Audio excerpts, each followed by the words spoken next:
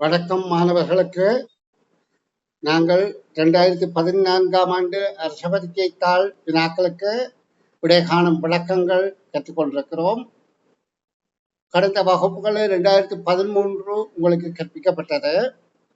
2013 இருந்து 2024 வரையில் நடந்த 12 வருட அரச பரீட்சை தாள்களுக்கும் அதில் உள்ள கடினமான வினாக்களுக்கு விடை காணும் விளக்கங்கள் உங்களுக்கு தெளிவாக புரிந்திருக்குமாயிருந்தால், அதை வாசித்து விளங்கி உங்களால் விடையளிக்க முடியுமாக இருந்தால் நிச்சயமாக நீங்க அரச பரீட்சையை வெற்றி கொள்ள முடியும்.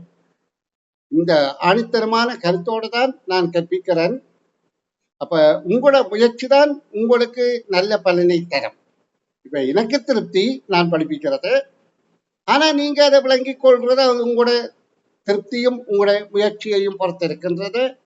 சரி, நேரத்தை விரயம் செய்யாமல் நான் இன்று கற்பிக்க உள்ள பக்கங்களுக்குரிய வினாக்களுக்குரிய பக்கங்களை எடுத்து அந்த வினாக்களுக்கு விடை காணும் விளக்கங்கள் கற்பிக்க போகின்றேன்.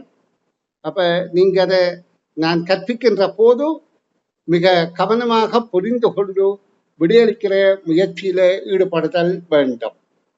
இப்ப இந்த பக்கத்துல 33வது கேள்வியில இருந்து விடை காண் விளக்கம் பார்வையிடுவோம். ஒரு குறித்த ஆண்டில் அக்டோபர் 17ஆம் தேதி வியாழக்கிழமை ஆகும். அவ்வாறெனில் நவம்பர் 17 என்ன கிழமை நாள் என்று கேட்கப்படுகின்றது. அப்ப எங்களுக்கு இதுல கண்டுபிடிக்கிறது என்ன? முதல்ல பார்க்கணும், நாங்கள் அக்டோபர் மாதத்துல எத்தனை நாட்கள் இருக்கின்றது. அப்ப நாங்க கையை முஸ்தி பிடிப்போம். 2 கையை முஸ்தி பிடித்தால் எங்களுக்கு அதை கணிக்கிறது இலகுவாக இருக்கும். இப்படியாக கையை முஸ்தி பிடித்தோமாயிருந்தால் பெருவிரல கீழே விட்டுட்டு நாங்க மேலே உள்ள விரல்களை எண்ணினால் அக்டோபர் என்பது எங்களுக்கு தெரியும் 10வது மாதம். 10வது மாதம் என்பது மேடில இருந்தால் 31, பள்ளத்தில இருந்தால் 30 அல்லது 22, 29 மாசி மாதம் என்பதை புரிந்து கொள்ளுங்கோ. இப்ப நாங்கள் இதை எண்ணிக்கொண்டு போவோமாயிருந்தால் 1, 2, 3 என்ற மாதங்களை எண்ணினால் 1 மேடு 2 பள்ளம், 3 மேடு 4 பள்ளம், 5 மேடு 6 பள்ளம், 7 மேடு 8 மேடு. இந்த பள்ளத்தை கருத்துல கொள்ளக்கூடாது.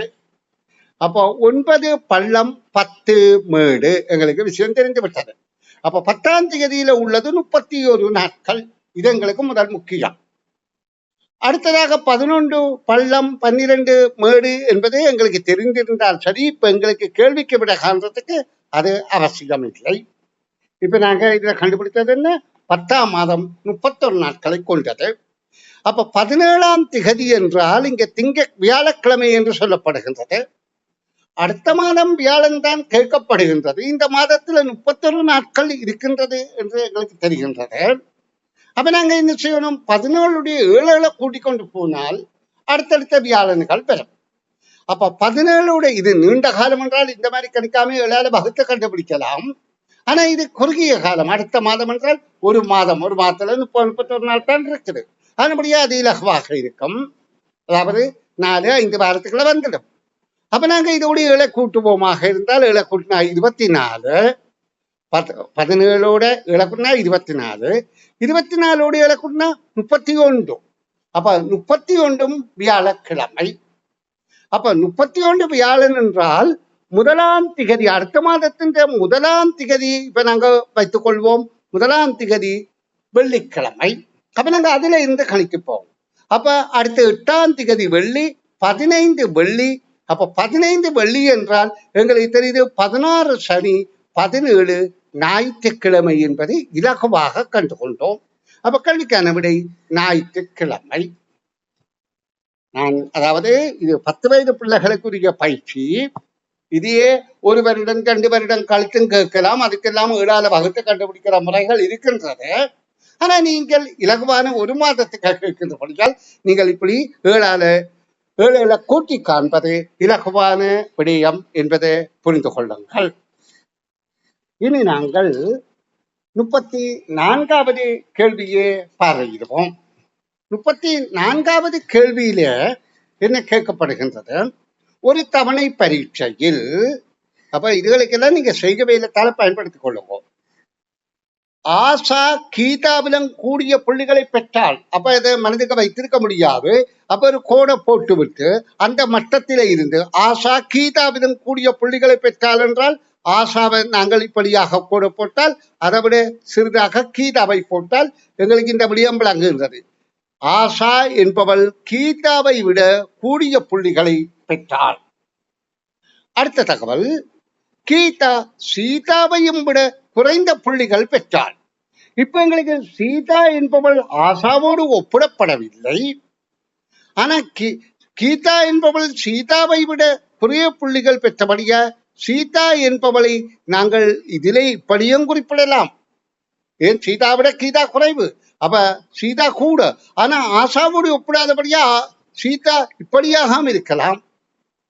இப்ப இந்த இரண்டாவது தகவலை பொறுத்தோம், கீதா சீதாவிலும் கூடிய புள்ளிகளை பெற்றால் இதுதான் சீதா. அப்ப இது கீதா. அப்ப அவள் சீதாவை விட கூடியது, ஆனா ஆசாவோடு ஒப்பிடப்படவில்லை. இனி அடுத்த தகவலை பார்ப்போம்.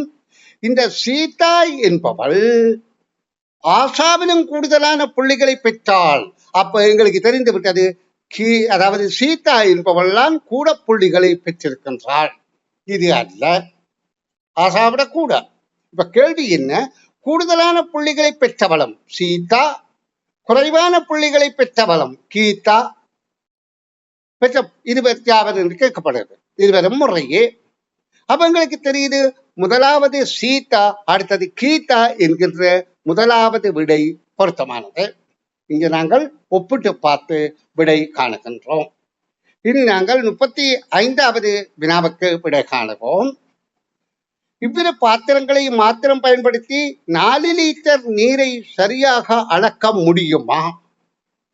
அதாவது 4 லிட்டர் நீரை இந்த 2 பாத்திரங்களையும் 5 லிட்டர் 3 லிட்டரை பயன்படுத்தி அளக்க முடியுமா என்றதான் கேள்வி.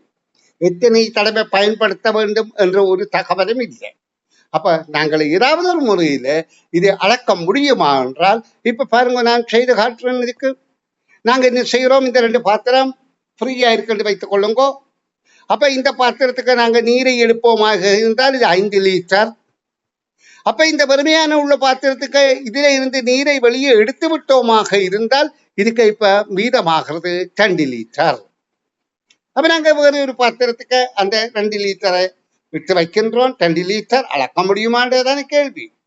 அதே போல அடுத்த தடவை செய்தால் இன்னும் 2 லிட்டர் கிடைக்கும். அப்ப 4 லிட்டர் எங்களுக்கு கிடைக்கின்றது என்பது உங்களுக்கு புரிந்தால் சரி. அப்படி இல்லை என்று சொன்னால் நாங்கள் இப்படியும் செய்யலாம். அதாவது இதுல 3 லிட்டரை எடுத்து போட்டோ, இந்த தண்ணியை வெளியில ஊற்றி போட்டோ, இதுக்கு இப்ப 2 லிட்டரை விட்டு விட்டு, அப்ப இதுக்குள்ள ஃபுல்லா நிரப்பி 5 லிட்டரை முழுவதுமாக நிரப்பி இதுக்குள்ள 1 லிட்டரை விட்டால் மிச்சம் இதுக்கு 4 லிட்டர் தான். எந்த முறையிலே அளந்தாலும் எங்களை 4 லிட்டரை அளக்க முடியும் என்பதுதான் கேள்விக்கான விடையாகும்.